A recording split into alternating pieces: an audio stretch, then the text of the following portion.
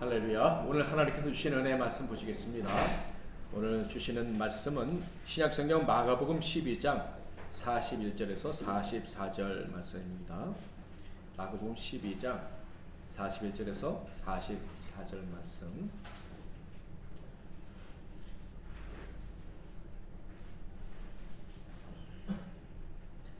제가 봉독해 드리겠습니다. 영상을 참조하실 분들은 참조하십시오. 예수께서 헌금함을 대하여 앉으사 무리가 어떻게 헌금함에 돈 넣는가를 보실세. 여러 부자는 많이 넣는데 한 가난한 가부는 와서 2렙돈 곧 한 고더란트를 넣는지라. 예수께서 제자들을 불러다가 이르시되 내가 진실로 너희에게 이르노니 이 가난한 과부는 헌금함에 넣는 모든 사람보다 많이 넣었도다. 그들은 다 그 풍족한 중에서 넣었거니와 이 과부는 그 가난한 중에서 자기의 모든 소유 곧 생활비 전부를 넣었느니라 하시니라. 아멘. 오늘은 2렙돈의 의미라는 제목으로 하나님 말씀을 상고하시겠습니다. 제가 너무 쉬운 질문 하나 하겠습니다. 여러분은 돈을 좋아하십니까? 돈을 사랑하십니까? 네. 자, 그렇다면 우리 주님은 돈에 대해서 어떻게 생각하실까요? 예수님도 우리처럼 돈을 아주 많이 좋아하고 사랑하실까요? 오늘 본문 말씀은 그런 면에서 좀 오해하기 쉬운 그런 본문인데요. 그래서 이 본문을 오해하는 사람은요, 예수님은 돈을 좋아하신다 라고 주장을 합니다. 그런데 예수님이 돈을 좋아하신다 그러면 좀 불경한 것 같잖아요. 예수님의 격에 맞지 않으니까 이렇게 바꿔서 말해요. 온 힘 다해 모든 것을 바치는 자, 질려내는 자를 주님은 사랑하신다. 집문서 정도는 바칠 수 있을 정도가 돼야 진짜 믿음 있는 사람이라고 보실 것이다. 뭐 이렇게 이야기를 합니다. 그런데 이런 말을 하는 사람은 어떤 사람이죠? 대개 이단 교주 같은 사람들이겠죠. 성도의 지갑을 탈탈 털려고 하는 이런 거짓 선지자들이 이용해 먹는 말입니다. 그런데 오늘 본문을 보면요, 예수님이 돈을 사랑하시는 것 같아요. 아시다시피 과부가 전 재산을 바쳤어요. 이게 적으면 한 1,000원, 많으면 10,000원 정도, 1,000원이든 10,000원이든 그냥 한 끼 먹고 끝날 수 있는 그 정도의 금액이에요. 그런데 그거를 바치자 주님이 기뻐하시면서 칭찬을 하셨답니다. 그러니까 그것을 보면서 많은 사람들이 야, 이거 모든 것을 바치니까 주님이 그렇게 좋아하셨잖아. 그러니 주님이 돈을 좋아하신 게 분명해. 이렇게 생각할 수 있다라는 거예요. 자, 그렇다면 오늘 본문 말씀의 진짜 의미는 어떤 것인지, 이 말씀을 통해서 주님이 우리에게 주시려는 교훈은 무엇인지 한번 생각을 해 보겠습니다. 오늘 이 이야기는요, 어디에서 일어난 이야기냐면 성전에서 일어난 이야기인데, 고난주간, 그러니까 예수님이 십자가에 못 박혀 돌아가시던 그 주간에 화요일에 있었던 일입니다.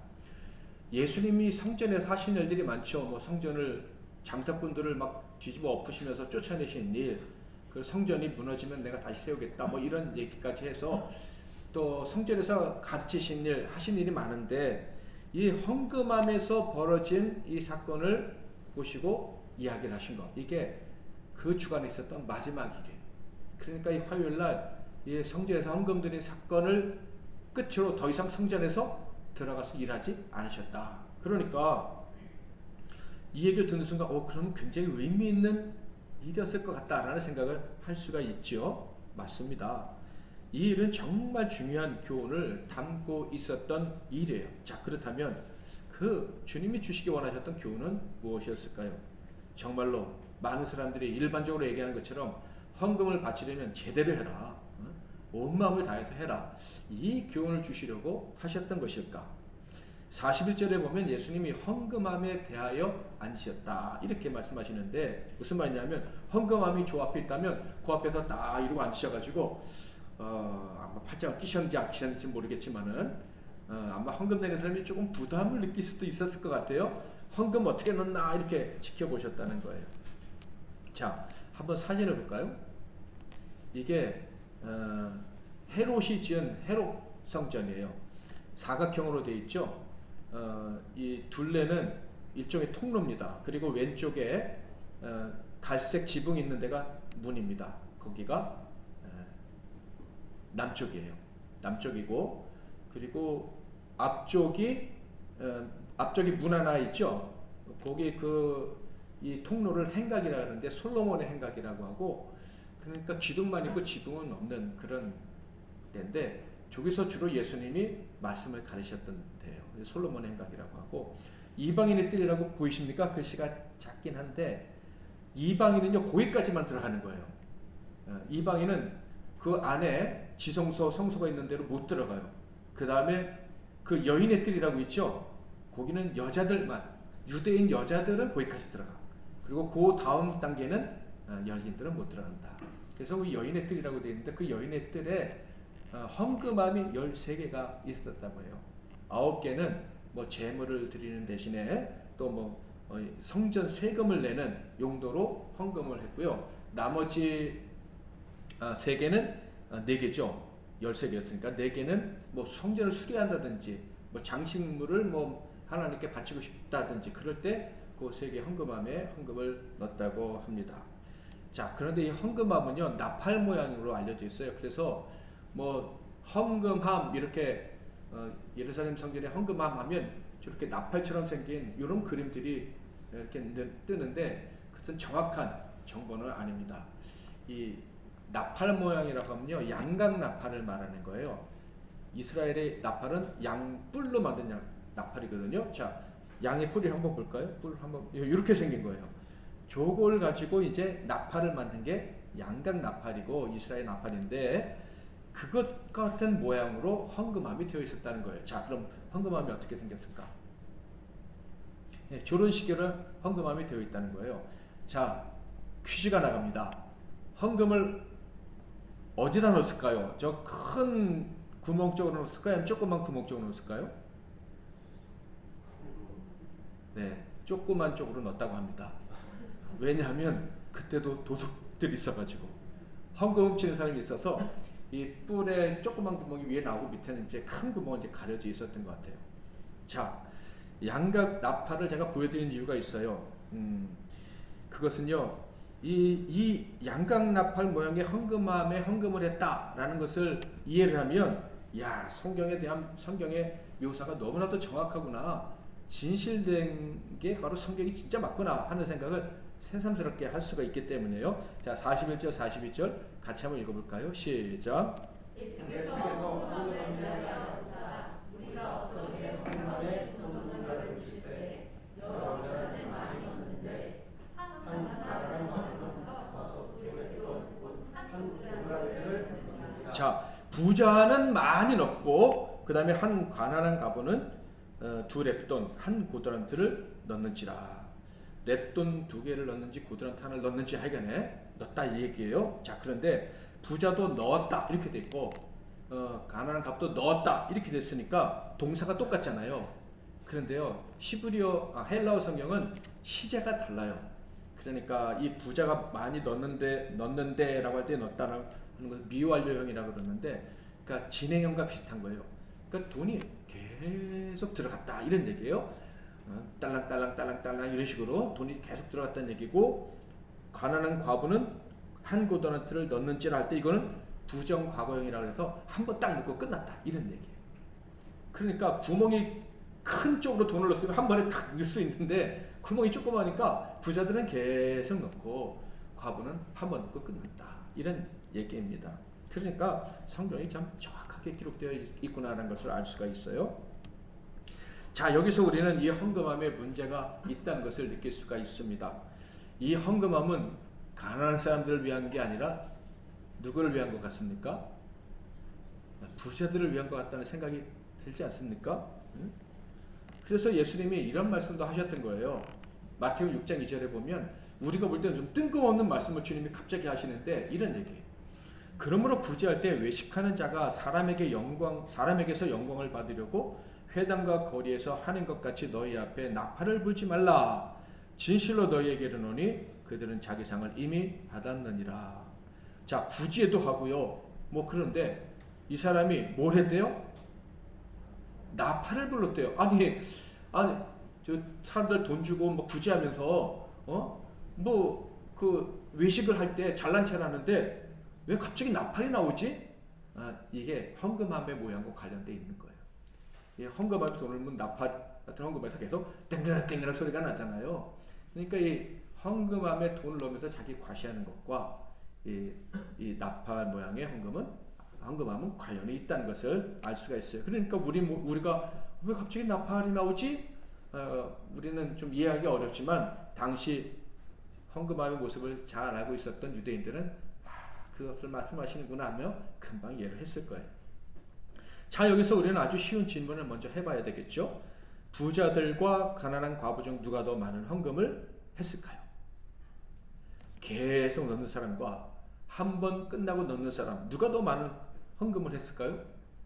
바보 같은 질문이죠. 자, 오늘 무슨 집사님, 어이구 아들이 대학교 합격해서 감사헌금 바치셨네. 아유, 딸이 취직해가지고 건축헌금 바치셨네. 계속 이름 불리는 사람과 한 번도 이름 안 불리는 사람, 이럴 수 있다고 합시다. 그러면 누가 더 헌금을 많이 한 거예요? 물어보나 마나죠. 자, 그런데 주님은 그 질문을 제자들에게 바로 던지셨어요. 그리고 이런 답을 주셨죠. 43절, 예수께서 제자들을 불러다가 이르시되 내가 진실로 너희에게 이르노니 이 가난한 과부는 헌금함에 넣는 모든 사람보다 많이 넣었도다. 과부가요, 다른 모든 사람들, 계속 헌금을 넣는 사람보다 이 한 번 딱 넣고 끝난 사람이 더 많이 헌금을 했다라고 예수님이 말씀을 하신 거예요.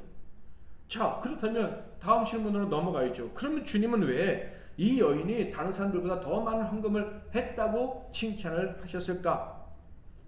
일반적으로 사람들은 이런 대답을 합니다. 전 재산을 다 드렸잖아요. 그 사람에게 있어서 가장 큰 가치, 다른 사람은 일부지만 이 사람은 전부를 드렸잖아요. 그러니까 제일 많이 드렸다고 하신 건 아닐까요? 이렇게 대답을 하죠. 그래서 여기서 이제 이런 적용이 나오는 거예요. 헌금을 드릴 때는 모든 것을 다 바치는 각오로 드려야 한다. 그렇게까지 할 수 없더라도 정말 그 정도의 헌신의 마음으로 드려야 그게 진짜 헌금이다. 이렇게 생각을 하는 거죠. 그런데 만약에 진짜 그 정도로 성경을 묵상하고 끝나고 설교를 하고 끝난다면은 그런 문제가 있는 거예요. 예수님이 왜 이 상황을 만드셨는지, 예수님이 왜 이런 말씀하셨는지 그 배경과 상황을 전혀 생각하지 않고 그냥 당연히 그럴 거야 하고선 자기의 뜻대로 그냥 자기 선입견대로 결론을 내려버렸기 때문에 그렇다라는 거예요. 많은 사람들이 성경을 볼 때 자기가 이미 가지고 있는 생각에 기초해서 결론을 내버려요. 그래서 성경의 진짜 의미하고 전혀 상관없이 결론을 내는 경우가 참 많은데 여기도 그런 실수를 아주 잘하는 본문 중에 하나라고 할 수가 있어요. 물론 알레고리를 설교라는 게 있어요. 앞뒤 배경은 좀 그렇게 따지지 않고 거기서 그냥 딱 필요한 교훈만 얻어서 설교를 하는 경우인데 예수님도 그런 경우가 있으셨기 때문에 그게 꼭 잘못됐다고 할 수가 없지만 그러나 심각하게 잘못되는 경우가 많으니까 성경을 전체적으로 잘 이해하려고 노력하는 게 너무 중요하다라는 거예요. 자, 그렇다면 주님이 헌금함에 헌금 넣는 사람들을 지켜보신 이유가 무엇이었습니까? 어떤 상황 속에서 예수님은 성전에 있는 헌금함 앞에 가서 딱 앉아 헌금 넣는 사람들을 지켜보셨습니까? 첫째, 예수님은 지금 어떤 마음 상태냐 하면은요, 성전에 있는 사람들에 대한 분노의 마음을 가지고 계신데, 성전에서 도둑질하는 사람들, 장사꾼들, 이런 사람들 때문에 지금 예수님이 화가 나 계셨다. 그리고 두 번째는요, 지난주 설교 말씀 혹시 기억하십니까? 하나님 나라에 가까이 있는 사람하고 소속된 사람. 그러니까 가까이 있지만 소속되지 않은 누가 있었죠? 서기관, 율법사, 바리새인. 그 사람과 지금 대화를 딱 끝내시고 바로 이제 헌금 넣는 곳으로 가셨다라는 것을 알 수가 있어요. 서기관 그 사람은 하나님 나라에 가까이는 있지만 들어갈 수는 없는 사람이었습니다. 왜 그랬어요? 자기가 주인이어야 되니까. 죄가 뭐라 했어요? 자기 주장, 내가 제일 중요하다는 교만이죠. 이 서기관은요, 성경도 잘 이해했고 성경의 원리도 알아요. 그렇지만 진리를 듣고 깨달아도 진리의 말씀대로 살고 싶은 생각은 별로 없는 사람이에요. 진리의 말씀 앞에 내가 잘못됐구나라는 걸 깨달을 때 회개할 마음도 별로 없는 사람이에요. 왜냐하면 계속 자기가 옳아야 돼. 왜? 내가 옳아야 사람들 앞에 큰 소리치고 살 수 있으니까. 그래서 예수님이 이런 말씀하신 거예요. 우리는 다윗의 자손이기 때문에 당연히 우리는 하나님 나라에 속했지. 천국 백성이야. 이렇게 주장을 한다. 그러나 너희는 다윗처럼 하나님 백성이 되는 걸 원치는 않아. 왠지 아니? 다윗은 하나님 그리고 예수를 주인이라고 불렀는데 너희는 나를 주인으로 삼기를 원치 않잖아. 응? 너희들의 말의 행동에 지금 모순이 있어. 다윗 때문에 우리가 하나님 나라의 백성이라고 했지만 실제로 너희는 하나님 나라 백성이 되고 싶지 않아. 하나님을 왕으로 섬기고 싶지 아니한단 말이야. 너희가 주인 되고 싶어 하잖아. 그게 36절 37절 말씀이에요. 같이 한번 읽어볼까요? 시작. 다윗이 사나이 왕되어 친히 말하되 주께서 내 주의 계시되 내가 내 것을 내가 나에게 들 때까지 내 우편에 앉았으라 하셨도다 하였느니라. 다윗이 그리스도를 주라 하였은즉 어찌 그의 자손이 되겠느냐 하시니 많은 사람들이 즐겁게 됐더라. 아멘. 자, 그렇다면 이 사람들이 다윗이 하나님의 백성이니까 우리도 하나님의 백성이에요 라고 하지만 실제로 하나님을 왕으로 섬기고 싶어 하지 않았던 이유가 무엇입니까? 하나님을 높여드리는 것보다 자기들의 배를 채우는 게 더 중요했기 때문이에요. 힘을 가지고 있으면요 하나님의 이름을 이용해서 사람들을 마음대로 움직일 수 있고 그러면 더 부유해질 수가 있거든요. 그런데 예수님이 주인이라면서 자기가 낮아지면 지금까지 누렸던 기득권, 돈을 더 잘 벌 수 있는 기회를 놓쳐야 되는 거예요. 당시 이스라엘은요 로마에 정복당해가지고요 백성들이 다 굶주림에 허덕이고 있었어요. 그런데 이 사람들은 잘 먹고 잘 살았어요. 왜냐하면 힘을 가지고 백성들을 막 이리저리 요리하면서 뜯어내서 자기들의 배를 채울 수 있었기 때문에. 이야, 힘이 이렇게 좋은 거야. 힘이 이렇게 좋으니 힘이 있으니까 이렇게 어려운 때에도 우리는 잘 먹고 잘 살 수 있잖아. 그러니 예수님이 주인이라는 말 정말 듣기 싫었고 그분을 섬기고 싶지 않았다라는 거예요. 그래서 주님은요 그들이 천국에 가까이 갈 수 없다는 것을 다시 한번 천국에 들어갈 수 없다는 것을 다시 한번 이렇게 말씀을 하셨어요. 자, 38절에서 40절 같이 읽겠습니다. 시작. 예수께서 가르치실 때에 이르시되 무슨 것을 원하는 것과 세상에서 원하는 것과 회당의 높은 자리와 잔치의 윗자리를 원하는 서기관들을 삼가라. 그들은 과부의 가생을 삼키며 외식으로 길게 기도하는 자니 그 받는 판결이 더욱 중하리라 하시니라. 너희가 천국에 소속될 수 없는 이유는 분명하다. 왕 노릇하고 싶어하니까, 주인 노릇하고 싶어하니까. 그래서 그 가련한 사람들의 세금을 뜯어내 너희 배를 채우며 즐거워하니까.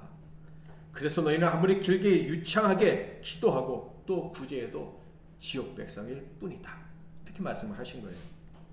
이 말씀을 하시고 예수님이 지금 마음이 좋지 않으신 상태에서 바로 헌금하는 사람들을 지켜보러 헌금함으로 가셨다. 여인의 뜰로 가셨다라는 거예요. 그때 부자들과 그리고 이 부자들 때문에 더 힘들게 살 수밖에 없는 가난한 과부가 헌금하러 온 거죠.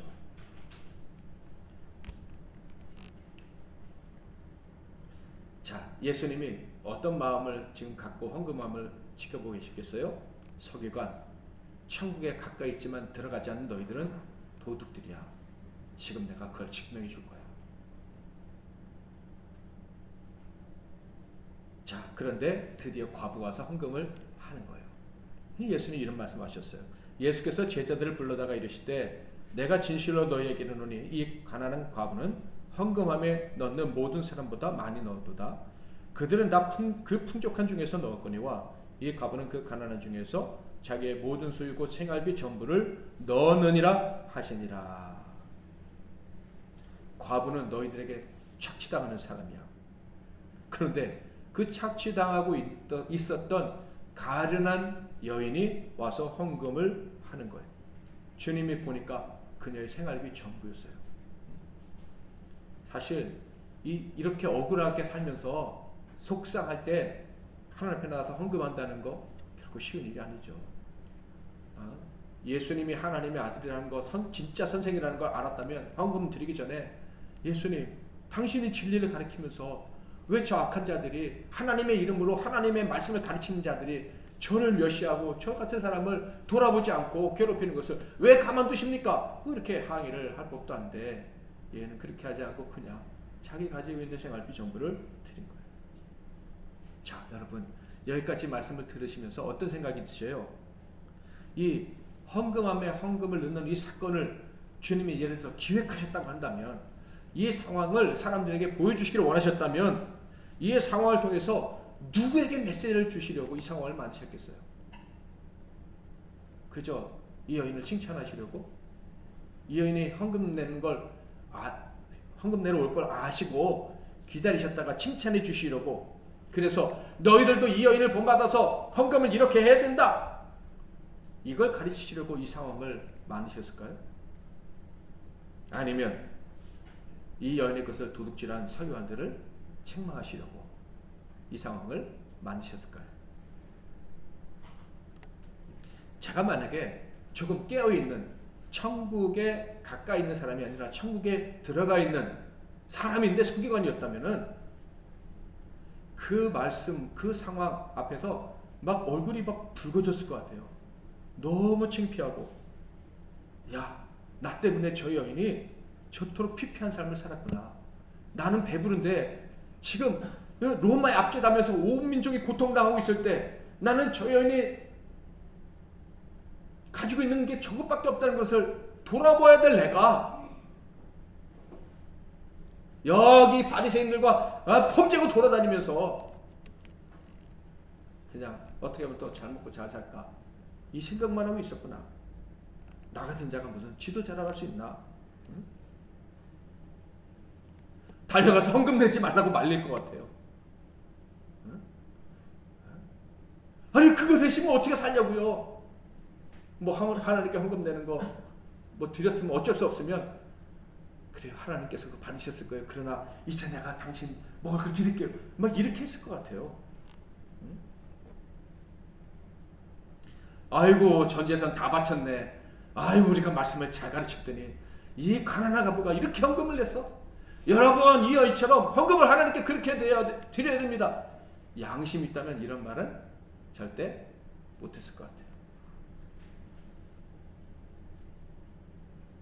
그러니까 이 가난한 가부를 위해서 주님이 이 상황을 만드신 게 아니게 부정해 보인다, 이런 말씀이에요. 예수님은요 지금 이 여인이 바친 헌금과 다른 사람들이 바친 헌금, 돈에 관심 있으신 것이 아니에요. 주님이 가장 관심이 있으신 것은 서기관들 그리고 이 여인 다 포함한 하나님의 백성들, 하나님이 택한 사람들, 그 사람들의 마음에 주님이 관심이 있으신 거예요. 진짜 하나님을 주인으로 인정하는가? 하나님을 왕으로 인정하고 있는가? 아니면 여전히 마귀의 종, 세상의 종이 되어서 자기 방법으로 살려고 하는가? 세상의 힘으로 사는 거 뭡니까? 양육, 강식의 그런 흐름에 자기를 던지는 거 아니겠어요? 어떻게 해서든지 내가 더 많은 이익을 얻기 위해서 그렇게 살겠니? 아니면 왕이신 하나님, 그분을 높이며 그분을 의지해서 살겠냐? 부자들은 어떻게 헌금했다고 합니까? 성경에 보니까 그들은 다 풍족한 중에서 넣었다, 이렇게 말씀하고 있어요. 이 말씀의 의미는 뭐냐면 많은 헌금을 계속 드렸지만 그 헌금을 이렇게 많이 드려도 살아가는 데는 지장이 없다, 이런 뜻이에요. 그리고 더 나아가서요, 그 사람들은 그렇게 헌금을 많이 드리는 게 절대 손해가 아니에요. 왠지 아십니까? 아까 나팔을 불었다 그랬잖아요. 헌금을 많이 내면 그만큼 사람들이 알아주고 권위를 인정해주고 말에 힘이 생기고 그 권한을 가지고 사람들을 압제하고 그리고 그걸 뺏어서 자기 주머니에 넣고 사는 것이 더 쉬워져요, 어려워져요? 이 사람들은요 많이 헌금하고 많이 구제하면 사는 게 더 쉬워지는 거예요. 그래서 거꾸로 생각해 봤어요. 이 사람들이 만약에 과부처럼 돈이 없어지면 하나님 섬길까? 이 사람들이 갑자기 사고로 돈이 뭐 지진이 나서 없어지는지 재산이 싹 날아가면 그때도 하나님 앞에 나와서 헌금을 할까? 돈 없고 힘 없어지면 아마 이 사람들이 제일 먼저 도망갈 거예요. 내가 어떻게 하나님을 섬겨? 창피해서 하나님 못 섬겨. 아마 이렇게 도망갈 사람들이 이 바리새인들이에요. 그렇지만 가난한 과부는 어떻습니까?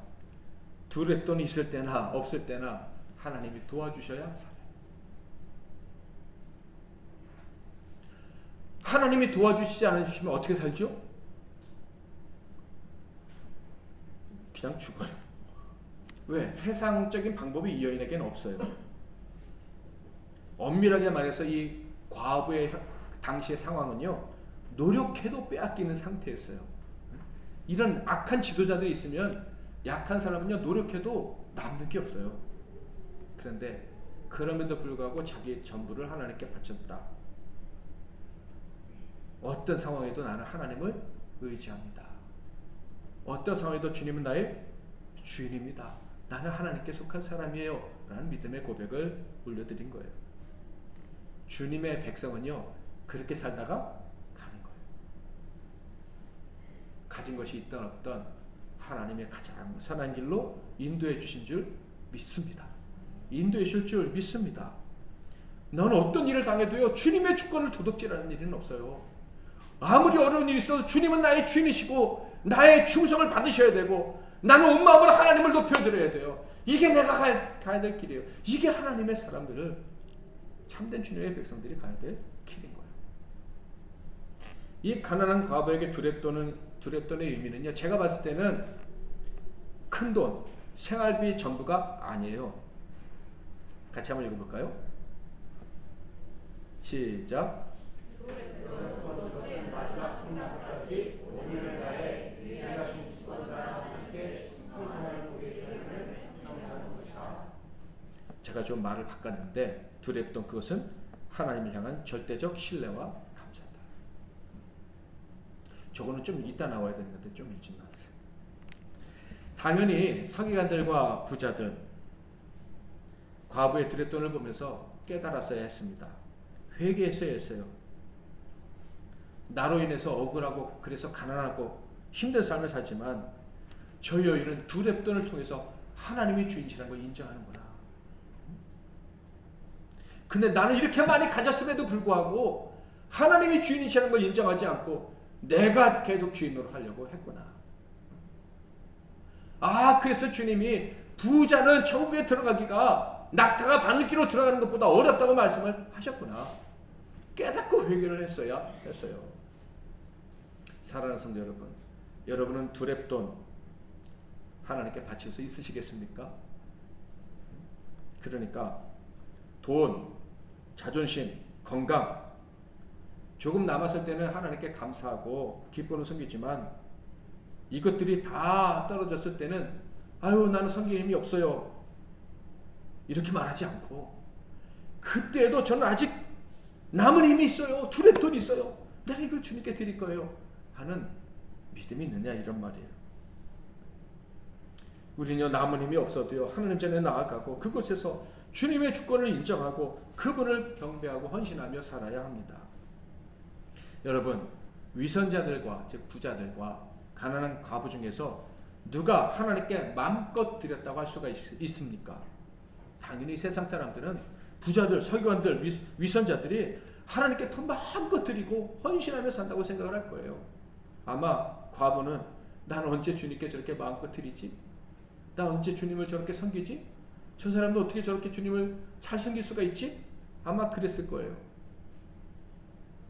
근데 여러분, 남는 힘, 남는 돈으로 하나님을 섬기는 거는요, 쉬운 일이에요. 근데 문제는 쉬운데 진짜는 아니라는 거예요. 쉬운데 그것은 가짜일 가능성이 높은 거예요. 우리 흔히 하는 말로 우리 청년들이 많이 있는데 청년들한테 좀 미안하지만 우리 청년들에게 해당되지 않는다고 저는 그렇게 믿는데 이런 얘기가 있어요. 청년의 때의 신앙은 믿지 않는다. 결혼해봐야 안다. 현실에 직접 맞닥뜨려서 정말 먹고 사는 게 얼마나 힘든지 알아야 그때 진짜 믿음이 있는지 없는지 안다. 이런 말이 있어요. 그러니까 뭐 여유가 있을 때는요, 이게 진짜인지 가짜인지 알기 어려운 거예요. 그러나 돈도 건강도 자존심도 감정도 아이디어도 다 내게서 사라졌다고 느낄 때, 사람들도 다 내 곁을 떠났다고 느낄 때, 그때도 하나님의 주권을 인정하고 하나님이 다스리신다고 믿고 나는 그래서 하나님만 의지하고 살 것입니다. 이것은 쉽지 않고 그런 사람이 진짜다 라는 거예요. 그리고 그렇게 사는 사람이 뭐라고요? 두 랩돈의 신앙을 가지고 있는 사람이라는 거예요. 제가 개인적으로 처음부터 목회자 생활을 시작하면서 어렸을 때부터 꾸는 꿈이 있는데, 그게 뭐냐면, 제가 어렸을 때부터 이런 생각을 했어요. 야, 나이 들어서 은퇴하면 어떡하지? 뭐 주위에 보니까 은퇴하면 뭐 농장을 사서 농사를 짓고 뭐 또 여행을 다니고 뭐 이렇게 소일거리 하면서 좀 쉬다가 이제 천국 갈 준비합니다. 이런 분들을 제가 좀 봤는데, 난 그렇게 살고 싶지는 않더라고요. 마지막까지 은퇴한 후에도 뭔가 주를 위해서 일하다가 마지막까지 영혼 구원, 복음 전파 이거 위해 살다가 죽고 싶다. 이런 마음이 처음부터 그랬고 지금도 가끔 그런 기도를 올려드려요. 마지막까지 사용해달라고. 두렵던 그것은요, 마지막 순간까지 온 힘을 다해 유일하신 주권자 하나님께 의존해 살아가는 우리의 삶을 상징하는 거예요. 그래서 자, 손을 한번 들어보시겠습니까? 자, 주머니에 손을 한번 넣어보시겠어요? 주머니에 뭐 있습니까? 예? 제 주머니에는요, 두레돈이 있네. 언제까지 만작거리고 살랍니다. 내버리고 이제 없어요. 이게 아니라 항상 내 주머니엔 두레돈이 있다. 아직도 주님께 드릴 헌신, 아직도 주님께 드릴 내 마음, 아직도 주님께 드릴 내 열정 남아있다. 이렇게 생각하고 살아가려고 합니다. 여러분, 아무리 우리 교회가 적고 우리 교회의 힘이 소진되는 것 같아도 우리는 쓰임받는 교회입니다. 우리에겐 두렵돈이 있습니다. 우리 성도님들이 아무리 약해진다 할지라도, 내가 부족한 사람인 것 같다 할지라도 우리 성도님들 주머니에는 뭐가 있어요? 두렵돈이 있어요. 우리는 끝까지 하나님께 충성할 것이고 그분을 높여드리며 살아가게 될 것입니다. 그들은 다 그 풍족한 중에서 넣었거니와 이 과부는 그 가난한 중에서 자기의 모든 소유 곧 생활비 전부를 넣었느니라 하시니라. 아멘. 이제는 우리 주 예수 그리스도의 크신 은혜와 우리 아버지 하나님의 극진하신 사랑하심과 성령님의 위로 교통 충만 복 주신 은혜가 우리에게는 언제나 두레돈이 남아 있습니다. 주님이 나의 주인이시고 왕이심을 인정하며 그분께 헌신하며 살아갈 힘이 여전히 남아 있습니다.